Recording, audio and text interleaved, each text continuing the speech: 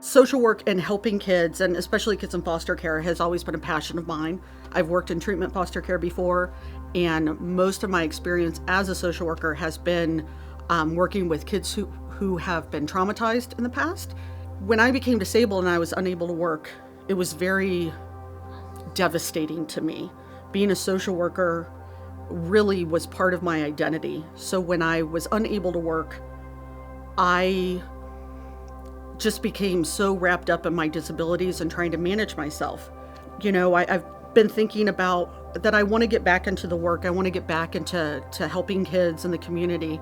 I looked at places that needed volunteers, and I sent in some inquiries, and I didn't really know much about CASA. Some of my kids that I've worked with had CASA workers in the past, and you guys were the first people that got back to me. And honestly, this is probably more fulfilling than I ever thought it was going to be.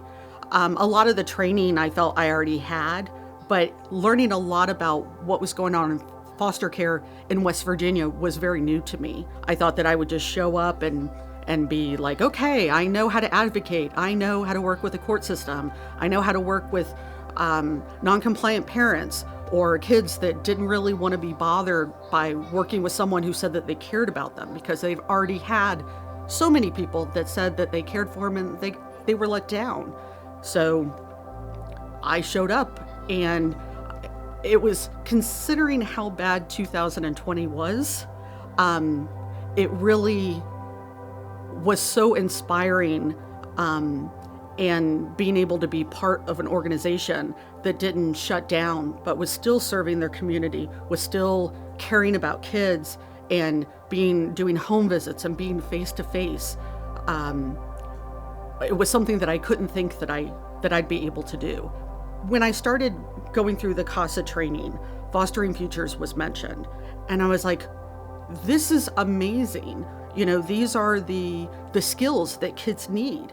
And I started reading the statistics about kids who aged out of foster care and the percentage of them who didn't finish high school, who ended up living on the streets, who ended up not going into higher education, the rates of substance abuse.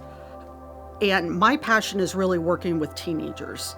And so to have an opportunity to expand on the skills and the advocacy that I was already doing just made sense. When I came to CASA, I knew that a lot of the other volunteers just wanted the babies and the little kids, and I'm like, give me the toughest teenagers that nobody else wants. Like, that's where I feel most comfortable in. So working with teenagers and having them tell me what it is that they needed and what their fears were about aging out, and what that meant for them, and what meant for either financially or mental health wise, I saw that CASA was going to be able to meet those needs. I think when I talk to people in the community, I see a lot of hurt. I see a lot of fear. We look at the substance abuse that happens in this area. We talk about homelessness. We talk about mental health. And everybody wants to solve those problems, but they don't recognize that we can prevent those problems when we do preventative and work with children and adolescents to help break that intergenerational cycle of trauma and substance abuse.